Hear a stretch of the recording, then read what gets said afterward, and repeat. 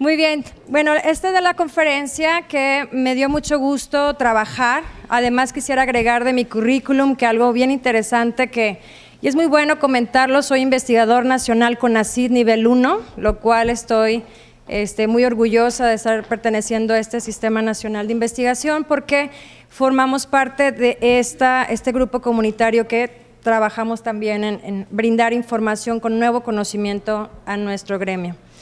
Y pues esta información que les comento, utilización de la medición del hambre y la saciedad en la práctica clínica para el tratamiento y mantenimiento de la obesidad es como una parte complementaria de lo que ahorita el doctor Bastarrachea nos hablaba de las cuestiones de investigación que ha tratado últimamente. Y bueno, el día de ayer yo les platicaba de lo que es el balance energético a corto plazo, cómo es la comunicación entre el intestino, la grasa y el cerebro, con lo que día a día, según nuestra ingesta de alimentos, realiza. Es un punto muy importante que tenemos que considerar cuando tratamos a la obesidad. Si no tenemos en cuenta este conocimiento, este background con la parte de cómo voy a tratar a un paciente, nos está faltando información, nos está faltando entrenamiento, que es uno también de los puntos que nos han estado comentando en todas estas conferencias y lo que hemos estado aprendiendo en este congreso. Una de la parte interesante que hacemos en nutrición es que le decimos al paciente que controle el tamaño de la porción, ¿sí? Al momento que le brindamos una indicación, una recomendación con estas indicaciones dietéticas, le comentamos esta cuestión. Son estrategias que efectivamente son muy importantes, pero si no integramos lo que les estoy comentando de también esas estrategias dirigidas de cómo se regulan las bases biológicas y todos los mecanismos moleculares que influyen sobre el hambre y la saciedad, nos está faltando esta parte importante de trabajo en esta intervención dietoterapéutica que tenemos con los pacientes. Por lo tanto, la utilización de macronutrientes específicos para ese tratamiento es para nosotros la clave más preponderante, lo que viene a futuro, además del conocimiento del metabolismo del postprandio. Hemos aprendido, y bien lo ha comentado la doctora Silvia Lloraudo, los filtros biológicos. Nuestro cuerpo está trabajando con un cerebro cognitivo emocional y un cerebro metabólico, del cual desde una parte ambiental y de estilo de vida, de cómo se están interpretando varios indicadores desde lo que nosotros tenemos de palatabilidad, de lo que olemos, de lo que probamos, de lo que vemos, incluso la recompensa que tiene al momento de consumir esos alimentos, nuestro reloj biológico, hábitos sociales y la parte metabólica que hemos estado también aprendiendo desde la energía que estamos incluyendo de parte de los macronutrimentos, cómo es nutrient sensing que ahorita nos hablaba el doctor Bastarrachea, cómo se reparticionan estos nutrientes y cómo también se está utilizando esta energía, y es como podríamos considerar estos tres tipos de filtros biológicos. El primer filtro es el que conocemos como el filtro cortical, que involucra toda esta parte de lo que nosotros vemos, queremos, sabemos, olemos y vamos a buscar ese alimento por esa apreciación externa. La del filtro emocional y del placer está representado por este sistema mesocorticolímbico de comer por placer, por una recompensa. Yo no voy a comer algo que no me gusta, yo tengo que comer algo que a mí me gusta y por eso lo voy a escoger. Y el tercero de los filtros, aquí nos está indicando el filtro metabólico, y eso es lo que estábamos viendo, donde es tan importante cómo se integran todas estas señales para poder decir, esta persona está luchando contra su propia biología, está interpretando todos estos sensores, estos mecanismos, los cuales le van hacia el cerebro, qué decisión tomar. Pero es algo mucho más complejo. Ahorita, por ejemplo, veíamos, sí es la parte biológica, cómo se expresan nuestros genes de acuerdo al ambiente, pero pasa más allá de cuando lo he comentado esto en clase y le digo a mis alumnos, ¿qué creen que sea más fuerte? ¿El cerebro metabólico o el cerebro emocional o cognitivo? ¿Quién creen que gane?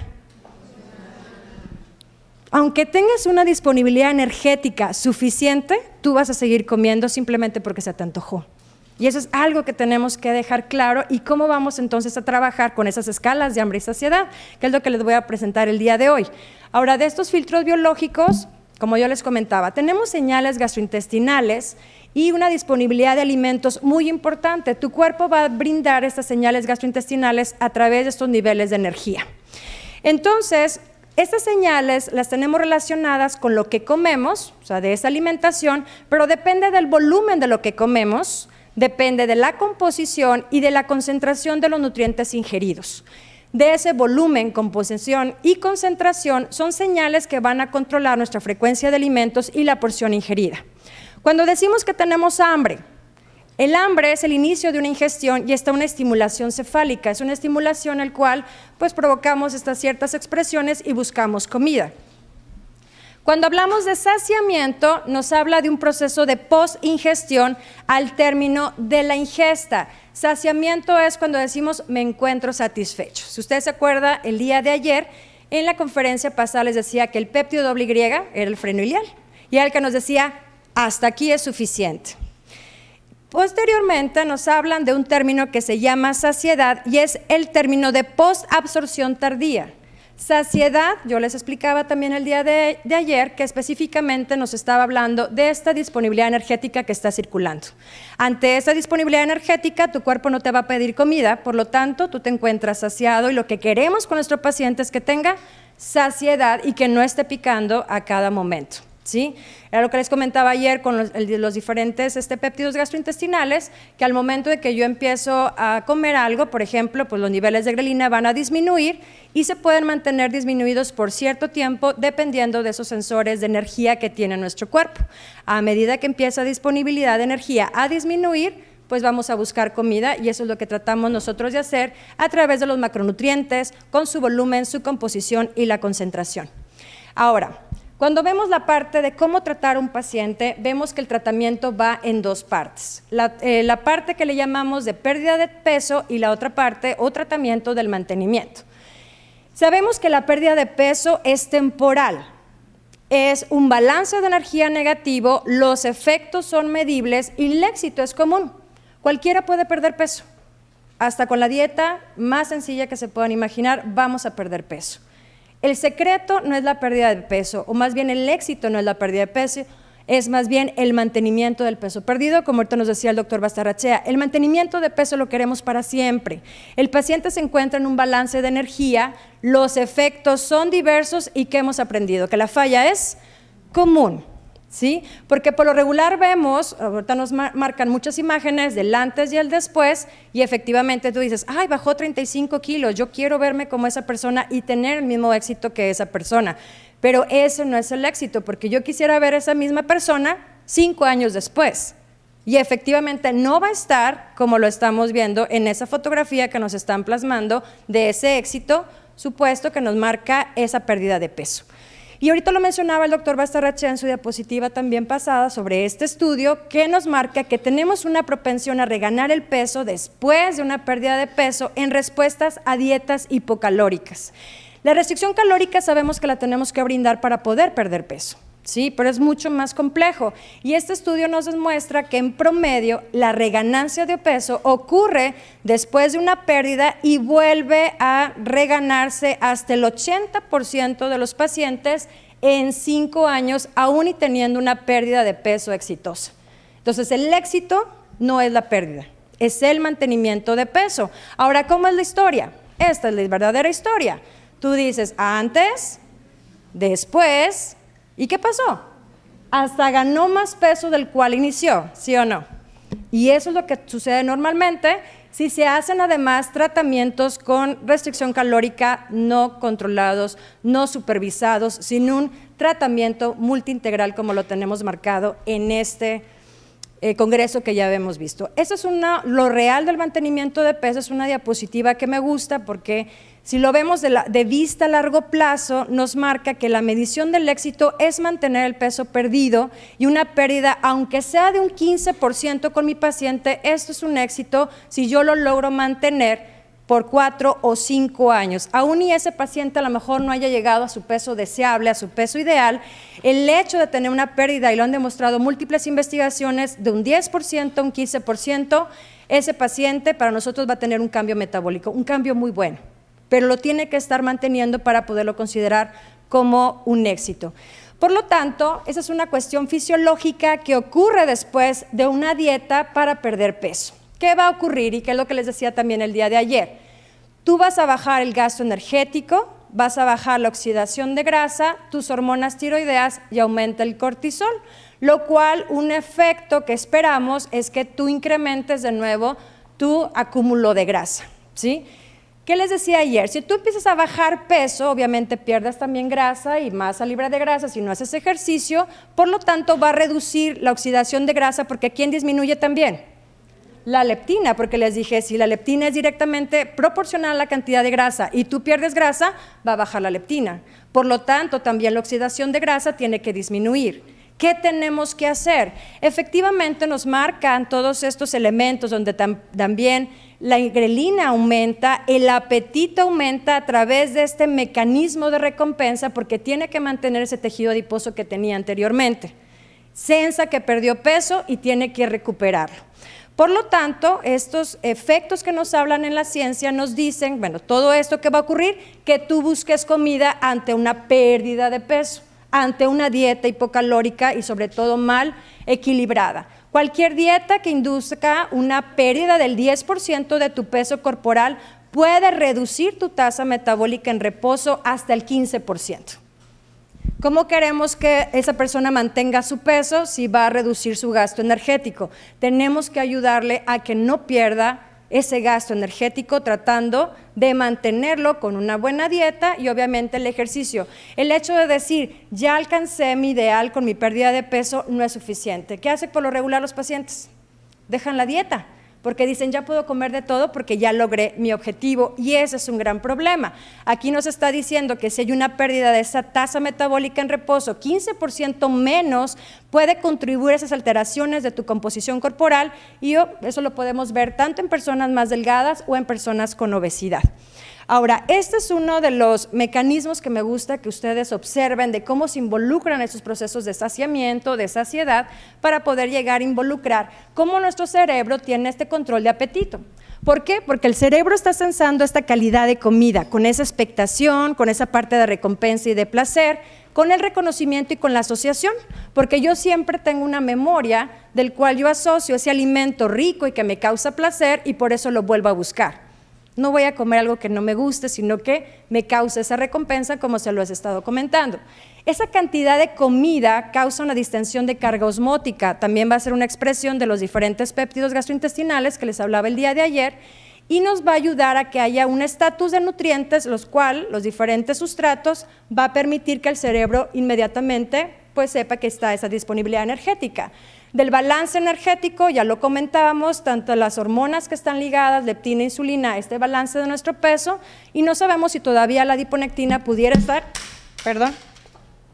estar causando uno de estos equilibrios con el balance energético. Ahora bien, la sensación de creencias y asociaciones, como vemos aquí, del estómago con el intestino, el hígado, los metabolitos, realmente están ligados a esta parte de la comida, con mi parte sensorial de alimentación, mi cognitivo, lo posingestivo y lo posabsortivo. Si vemos aquí, la saciación es el momento temprano el cual yo ya terminé de comer y digo, estoy saciado. Es lo que tengo que aprender con mis pacientes a cómo explicárselo y cómo voy a resolver a través de la evaluación del proceso de saciedad.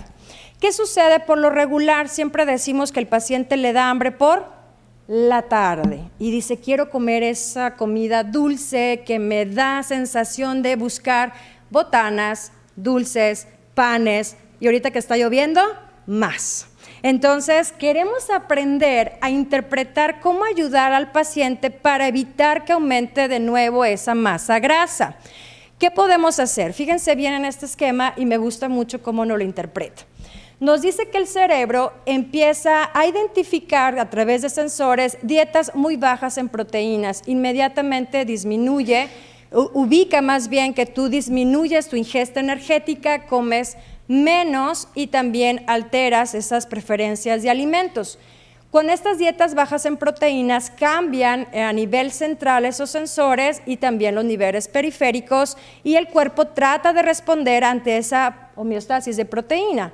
Cuando tenemos una dieta más equilibrada en proteínas, nos dice aquí que estos sensores, por ejemplo, de uno de los aminoácidos de leucina, nos puede ayudar a interpretar o más bien a expresar a este tipo de sensores como mTOR e inmediatamente nos ayuda a ver otros aspectos de la parte de saciedad y cómo poder controlar el tamaño de la porción como uno de sus sensores. Si vemos esta imagen que tenemos aquí, nos dice que esa forma de comer, por ejemplo, si yo como proteínas, carbohidratos y grasas, los niveles de saciedad son muy diferentes, por ejemplo, ante el consumo de proteína comparado al hidratos de carbono y ante las grasas. Entonces, las proteínas juegan un papel muy importante ante esos sensores de disponibilidad de energía, como lo estamos viendo en estos cerebros, cuando los estamos sometiendo a diferentes tipos de dietas. Y si vemos aquí este poder de saciación, nos marca como si fuera este relojito que la proteína tiene el mayor nivel de saciedad y también de saciación. Los hidratos de carbono altos en fibra, como lo platicábamos también el día de ayer, y que la grasa pues tiene que ver mucho con la cantidad de esa grasa y la calidad para poder ver también esos efectos. Claro que todo esto es individualizado, lo pudiéramos entonces ver dependiendo de cada uno de los pacientes para poder llegar a la recomendación. Esto es el esquema normalmente de lo que ocurre y lo que podríamos como concentrar de la información que les di el día de ayer. Esta es una expresión secuencial. Cuando tú tienes hambre, tienes elevados los niveles de grelina. ¿Qué buscamos? Comida. Ese bolo alimenticio va a poder expresar a través de cuando llega con estos sensores y esa expresión en las células del intestino, colecistoquinina, GLP-1 y péptido Y.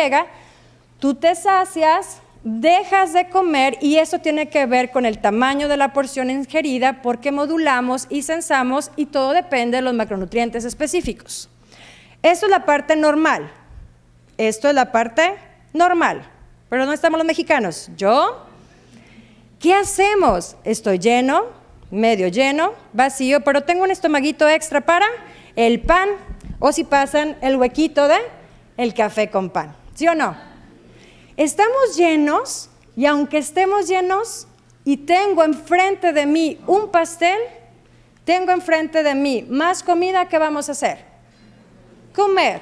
Y estamos llenos, ¿sí o no? Pero dejamos ese huequito. Y cuando digan, tengo huequito para el postre, acuérdense de este pequeño estomaguito que usted dejó por ahí. ¿Ok? Muy bien. Entonces, esto es la gente normal y esto soy yo para que usted se acuerde cada vez que diga que tiene un huequito. Ahora, esta brecha energética que platicaba el doctor, lo vamos a explicar también de la manera en que ocurre cuando tú pierdes peso, antes de perder peso, y después de perder peso, hay estos cambios, obviamente, de nuestro tejido adiposo, como ahorita nos comentaba. Bueno, eso es un cambio que efectivamente, porque esa persona que pierde peso va a tener más hambre. Si usted se fija o le ha tocado cuando atiende a sus pacientes, los pacientes cuando llegan a perder peso dicen, ya no puedo controlar la dieta, me está dando hambre de nuevo, antojo que no tenía. No sé si les ha pasado. Explíquele usted que es cuando empieza a luchar contra su propia biología el paciente. Por algo está ocurriendo y eso es lo que está ocurriendo. Al momento que el paciente perdió peso, va a tener más hambre, por lo que decíamos ahorita. Empiezan a bajar estos factores importantes de regulación de balance energético, que es leptina e insulina a nivel periférico, y los factores gastrointestinales, principalmente grelina, se incrementan. Entonces, ese paciente tiene más hambre, se sacia menos y tiene menor sensación de saciación. Por lo tanto, el gasto energético que también decíamos, después de perder peso, está disminuido, su eficiencia energética también se tiene que adaptar y por lo tanto la tasa metabólica en reposo está disminuida. ¿Qué pasa? Tenemos que tratar de trabajar con estos aspectos cuando el paciente ya está pasando a la siguiente etapa. Yo les decía, el tratamiento con la obesidad es la pérdida de peso y el mantenimiento de peso. Cuando está en la parte de mantenimiento de peso, está ocurriendo esto. ¿Qué le tengo que decir al paciente que tiene que hacer? ¿Qué se imaginan? Tiene que continuar haciendo dieta. Tiene que continuar comiendo sanamente. No puede decir, ya puedo comer lo que a mí se me antoje. ¿Qué me tengo que fijar? ¿Qué tengo que aumentar o qué tengo que conservar? La proteína y la fibra. Y algo muy importante que nos han dicho también a la literatura es que el índice glucémico para nosotros debe de ser índice glucémico bajo. ¿Sí? Porque si se asocia que tus niveles de glucosa sobre todo están como si fueran picos hacia arriba y hacia abajo, efectivamente repercuten mucho con la parte de el aspecto de cómo trabaja también la grelina y también tenemos que seguir buscando con ellos una densidad energética menor. Ahora vemos aquí el gasto energético y yo necesito ayudarle al paciente que incremente su tasa metabólica en reposo. ¿Cómo lo podemos hacer? Ahorita el doctor dijo que pues metiéndonos al refrigerador. Pero no es así. ¿Qué es lo que más podemos hacer? Ejercicio. Ejercicio va a ayudarnos al mantenimiento de la masa libre de grasa y sobre todo a la conservación de la tasa metabólica en reposo. Entonces, como vemos aquí, quien más representa este gasto energético es nuestra tasa metabólica en reposo, hasta un 70%. Y tenemos de otros efectos, el cual podemos tener también otros gastos, es a través del NEAT. Si usted no se acuerda qué significa NEAT, nos dice Non-Exercise Activity Thermogenesis. ¿Qué quiere decir? El hecho de que yo esté aquí parada, voy a gastar más energía que ustedes, que están sentados. El hecho de estar hablando, el hecho de estar haciendo otras actividades no planeadas, me permiten gastar más energía. ¿Sí? Entonces buscamos la manera de decirle al paciente que tenga actividad física con movimiento, con locomoción, además del ejercicio y el efecto térmico de los alimentos, que también son muy importantes al momento de medir el gasto. Les voy a presentar varios artículos para entonces llegar a la parte práctica de lo que podemos evaluar con nuestros pacientes. En este artículo, bueno, si medimos el consumo energético y la saciedad, va a ser un punto clave que tenemos ahorita que mezclar. En este estudio nos dicen que aún teniendo un autocontrol que tú puedes reducir, se puede manejar dependiendo de la variedad del consumo de alimentos que tú tienes enfrente. Y entonces en este trabajo de investigación nos dicen que la presencia de una variedad de alimentos, de una cantidad, siempre va a repercutir que una persona desee comer más. Ese es un gran problema. Por lo tanto, por más disponibilidad energética que tú tengas circulante, la variedad de esos alimentos frente a ti va a aumentar la cantidad de comida que una persona quiere y consume. ¿Queda claro? ¿Qué le tenemos que decir al paciente? Pues no que no vaya a comer a un restaurante, un buffet, sino que tenemos que dar una información importante que incluso le hemos dicho, no vayas al supermercado cuando no has comido, ¿sí o no? Tú dices, quiero tener un autocontrol, no lo vas a poder lograr teniendo hambre. Te necesitas no llegar a enfrentarte a esa variedad de alimentos cuando tú tienes más hambre, porque no te vas a controlar. Aún teniendo la disponibilidad energética, te dice este artículo, teniendo enfrente la variedad, vas a comer. ¿Sí? Es un punto clave que ahorita les decía del cerebro cognitivo y el cerebro metabólico. Cuando vemos este otro artículo, dice la relación entre lo que comemos y todas las escalas visuales que nos permiten medir el apetito y otras sensaciones, nos dice que aquí hacen un estudio midiendo con la escala tanto en personas jóvenes como más adultas, y nos dicen que se sugiere que esa sensación asociada de comer más, no necesariamente porque tienen hambre, sino están incluyendo otros aspectos como que tengo sueño y estoy calmado. Como que déjame ver qué hago. ¿Y qué voy a hacer? ¿Busco? Comida. Eso es lo que nos está diciendo este estudio. Entonces está bastante interesante, donde ponte a hacer algo que no sea comer. ¿Sí? Porque efectivamente esas cuestiones de escalas te van marcando por ciertas mediciones que ahorita las voy a mostrar, y te está diciendo que no es necesariamente el apetito o no, sino hay otros factores ambientales que nos permiten buscar comida. En este otro artículo de Appetite nos dicen que medir la saciedad con fotografías nos va a ayudar mucho mejor a poder medir esa apetito, saciedad con mis pacientes. Entonces nos muestran un ejemplo que ellos están trabajando en este tipo de investigaciones, y que las fotografías pueden ser más sensitivas que solamente usar escalas de saciedad. Entonces todo lo que tenga usted de fotografías, de información que sea visual para el paciente es muy importante para poder comprender qué es lo que está ocurriendo y cuál es el tamaño de la porción más adecuada. Ese es un estudio ahora para comprender entonces el uso de estas escalas, cómo nos puede entonces ayudar a evaluar mucho mejor a un paciente. Ese es un estudio que se publicó en la revista de Obesity, y nos dice que la ingesta de proteína y los alimentos o la frecuencia de estos alimentos nos reduce la grasa abdominal durante una dieta que tenga pues déficit energética. Ellos hacen una evaluación bastante interesante porque concluyen que efectivamente incrementa el consumo de proteína hasta un 35% en esta población. Las personas adultas encontraron que también haciéndolo más frecuentemente durante el día mejoraba la disminución de su grasa corporal y la grasa abdominal, incrementando su tasa metabólica en reposo y también su masa libre de grasa. que favorecía los efectos de adipocinas y también de otras recomendaciones, el cual estos macronutrientes, la proteína era uno de los más importantes en el tratamiento del déficit calórico. Esto es uno de los puntos que les quiero mostrar con el grupo control, el grupo que estaba en balance energético y en el que estaba en déficit energético. Y ellos tenían que hacer la información de un estudio completo, que eso fue lo que también nos decía el doctor Diego Arenas. Tenemos que estar midiendo al paciente en todo su espectro. No podemos dejarlo solamente como la propia enfermedad, sino entender desde la composición corporal, lo que está comiendo, su tasa metabólica, el efecto térmico de los alimentos, hace ejercicio, sus datos bioquímicos y ahora qué es lo que vamos a agregar en la consulta. La evaluación de escala de hambre y saciedad. Eso es lo que les vengo a proponer como un aspecto de herramienta más novedosa para poder llegar entonces de la parte biológica que está ocurriendo, qué puedo hacer en mi consulta y cómo le puedo preguntar a mi paciente. Ellos vieron que el efecto térmico de los alimentos efectivamente era evaluado a través de una escala visual análoga para poder entonces determinar estos cambios que iban a permitir entender qué era lo que estaba ocurriendo con un paciente y por qué estaba comiendo esa cantidad de comida o comía mucho menos. Ese otro estudio me gustó porque cuando lo estuve revisando nos decía, ¿qué les acabo de comentar que deben de ser los hidratos de carbono? ¿De baja carga? Glucémica. Y en este estudio, ahorita que hablábamos de las proteínas, ahora les voy a platicar un poco de los hidratos de carbono, nos dice que el efecto de los hidratos, bueno, de las comidas bajas o altas en hidratos de carbono junto con la energía, tenían una respuesta diferente en estos jóvenes hispanoamericanos. Este estudio no nos proporciona evidencia de que cambiar la carga glucémica o el índice glucémico de la dieta afecte el hambre.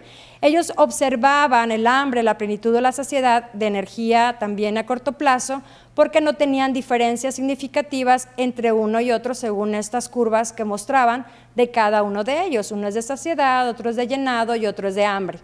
Ellos decían que principalmente impactaban en el nivel de insulina y glucosa de estos chicos y no impactaban como lo que estábamos ahorita comentando. El control de tu glucosa tiene que ver tal vez con la grelina. ¿Se acuerdan que se los comenté? Este estudio nos dice que no ellos tienen resultados consistentes, pero que podría ser por el tipo de población y tal vez otros aspectos para que tengan estos resultados, pero es interesante conocer que tal vez no es una sola cosa lo que nos pudiera dar esa interpretación del hambre y la saciedad o el llenado de estos tipos de grupo de población. Y este otro que me encontré se me hizo bien interesante.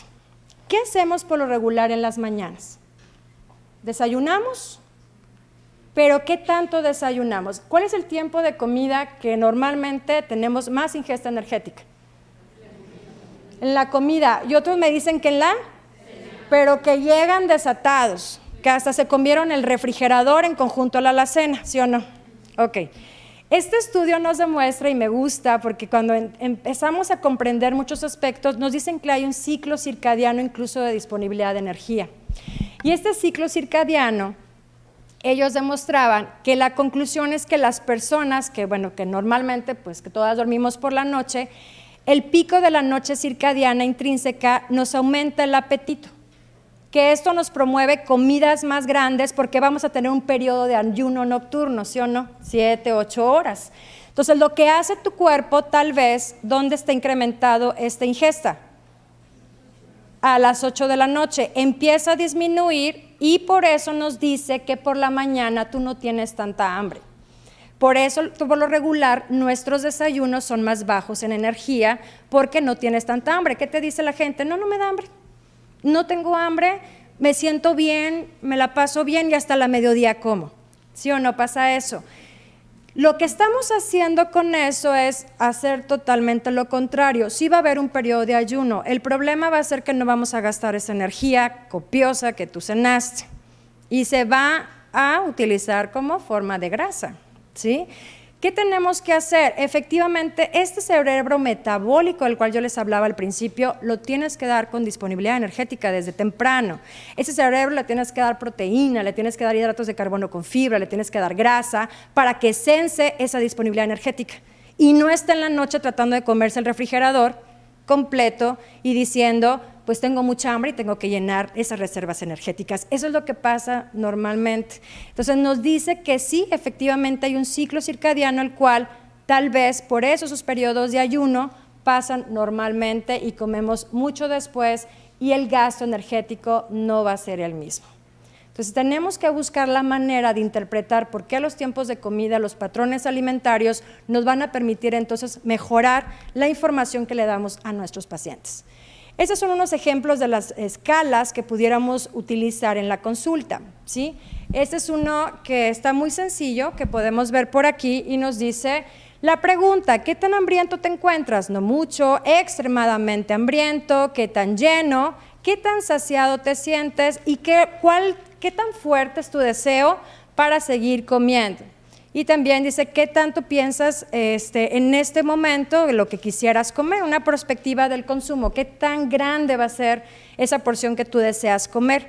Hay otras escalas de saciedad, como vemos aquí, qué tan hambriento te sientes, qué tan satisfecho, qué tan lleno, y cómo podríamos también hablar de algunas cuestiones de reproducibilidad cuando hacemos estudios para poder mostrar algunas comidas que están machadas con la palatabilidad. Ahora, ¿se acuerdan que les mencionaba las fotografías de estas escalas? Este es un estudio que tienen la escala, el rating visual. Y el visual lo hacen mucho para que tú digas, a ver, ¿cuál sería el estomaguito? El que se encuentra muy lleno, ¿y este? ¿Y qué van a decir aquí? ¿Qué tengo? Mucha hambre, todavía tengo hambre, poca hambre, estoy satisfecho, poco lleno y lleno, pero ¿hasta dónde terminamos la comida? Hasta que decimos hasta acá. La idea es que nos dicen las escalas que tú tienes que llegar a sentirte satisfecho, no te emociones, ¿sí? ¿Por qué? Porque por lo regular decimos, bueno, hay que dejarle el huequito como para que se acuerden de la otra foto, pero también la idea, como nos marcan las investigaciones, es que la escala visual en la práctica clínica, donde el paciente te va a indicar el nivel en el que se siente, donde su estómago va vacío hasta con mucho hambre y hasta un estómago lleno donde se encontrará muy lleno. La idea, como les digo, es llegar al punto medio, ¿sí? Esa es otra escala que nos habla también de saciedad, qué tan hambriento me siento, qué tan lleno, qué tan satisfecho y qué tanto crees que comiste el día de hoy. Entonces, ver estos indicadores nos van a poder ubicar que estos estudios donde se ofrece a los pacientes, aquí les dieron también una bebida con aceite de pescado utilizando otra escala, vieron 3 horas después de haberla consumido, contestaban la escala según estuvieran muy hambrientos o muy llenos. ¿Ustedes qué creen que respondieron en esta investigación utilizando aceite de pescado? Se sienten satisfechos utilizando ese tipo de grasa, porque es un tipo de grasa que efectivamente es de cadena muy larga y tiene otras respuestas con respecto a la saciedad. Y esta escala, como viene aquí de Hunger and Fullness Scale, pues nos habla igualmente hasta un valor de 10, donde comer mucho ya está hasta enfermo, ya comí hasta estar mucho más que satisfecho, dice feel sick or in pain, y lo que buscamos que les había dicho era satisfecho. Esta es la idea que hay que explicar al paciente, donde yo al ser satisfecho estoy contento, no me siento hambriento, no muy lleno, y tampoco siento que mi estómago está completamente distendido, y esta metodología te avisa o identifica niveles de hambre antes, durante y después de haber consumido alimentos, y es el momento ideal para consumir alimentos, como les decía, de 2 a 3, y debe de haberse detenido cuando llegue a 5, siempre evitar estando en los extremos, ¿sí? Tratemos de ayudar a los pacientes a no estarlos matando de hambre. No podemos darle dietas restringidas en calorías y desequilibradas.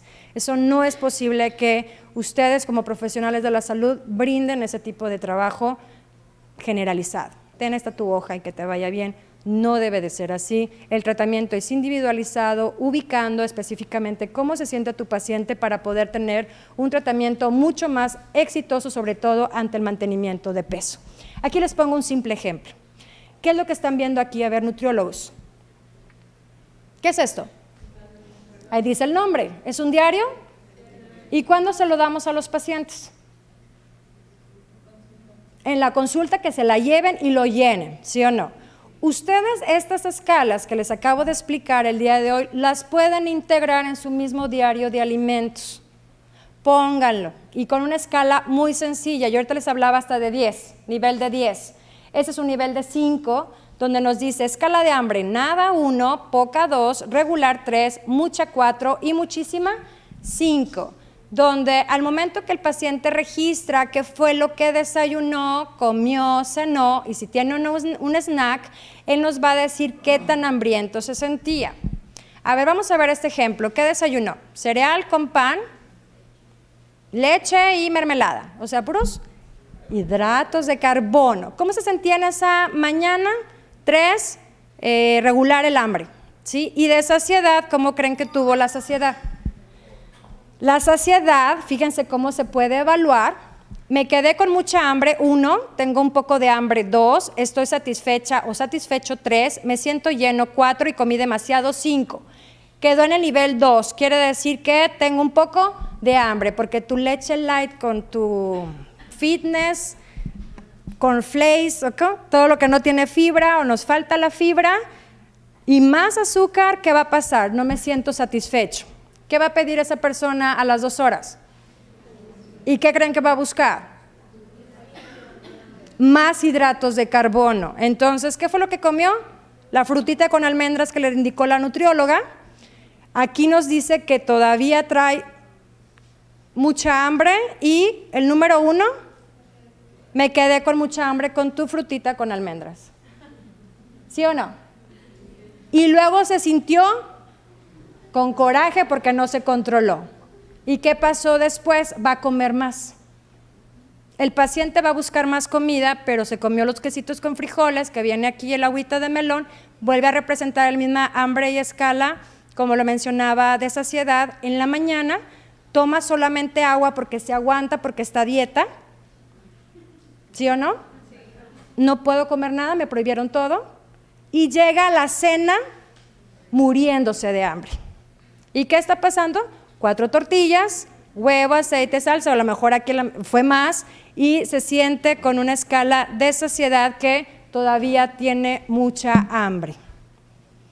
¿Qué estamos haciendo equivocadamente o qué nos está faltando en la manera de cómo podemos llevar estas herramientas? Involucremos los aspectos de la biología de una manera más sencilla con estos ejemplos. Cuando hablemos de hambre y saciedad, pregúntenle a sus pacientes. Y otro de los puntos también de cuando hacemos monitoreo, además de decirle cómo te fue, cambiaste tu composición corporal, bajaste centímetros, tienes que preguntar cómo se sintió con respecto al hambre y a la saciedad. ¿Te sientes satisfecho con la dieta que te di? ¿Cumple las calorías? ¿Te sientes contento? ¿Qué pasa con la comida? Hay que valorar. No solamente valoremos la ingesta, sino también valoremos el hambre y la saciedad de una manera mucho más sencilla y va a ser mucho más completo esta información que le podemos brindar a nuestros pacientes. ¿Qué mensaje les puedo dejar para llevar a casa? Que los aspectos biológicos que complementan las recomendaciones son ignorados. Solamente estamos ligados a que aquí está tu dieta, aquí está tu orientación alimentaria y me falta involucrar más esta parte biológica que nos hemos llevado en todo este congreso.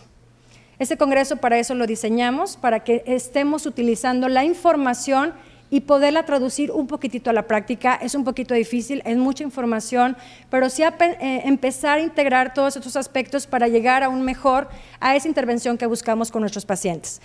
Que tratemos de utilizar y traducir esos conocimientos para esos mecanismos que les hablaba el día de ayer y recordar un poco el día de hoy, que censan nutrientes desde un sistema gastrointestinal, los avances del hambre y la saciedad que intentan modular el tamaño de la porción, las pautas, las herramientas clínicas que deben ser intentadas en cada paciente y todavía estamos en umbrales de una transición dietoterapéutica que va a dictar cómo poder prescribir esquemas de alimentación basadas en esta biología que estamos aprendiendo, que es de individual, cómo adaptarnos al medio ambiente que tenemos, un enfoque del nutrient sensing y en modular el tamaño de la porción ingerida, aunado a explotar este gasto energético en reposo, que definitivamente, como lo estamos comentando, nos van a llevar a un éxito a largo plazo en tratar la obesidad. Espero que esta información, que fue cortita, haya quedado un poquito más en esta integración de conocimientos que buscamos para la traducción de la práctica clínica. Y para terminar, yo también tengo un anuncio. Este anuncio, bueno, como presidenta del Colegio Mexicano de Nutriólogos, estamos organizando el segundo Congreso Internacional que va a ser en la Ciudad de México los días 17, 18 y 19 de octubre. Vamos a estar en el Centro Cultural San Ángel Y ahorita tenemos una promoción. Nuestro trabajo ahorita del colegio es estar brindando, aparte del trabajo colegiado, educación continua para todos ustedes también de alta calidad.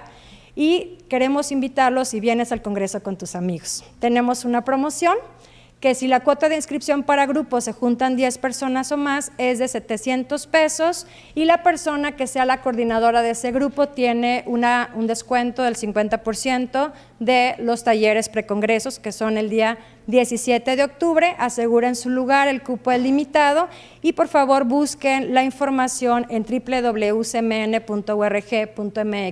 Realmente lo que tratamos de hacer también de parte del colegio es brindar actualización. Están ahorita una planta de conferencistas, de profesores, todos con nivel de doctorado, con publicaciones, como ahorita decía el doctor Bastarrachea, tienen esta calidad de información que nos van a brindar pues, en este segundo congreso que se llama Nutrición Translacional, de la investigación a la práctica clínica. Los esperamos pronto y les agradezco muchísimo su atención.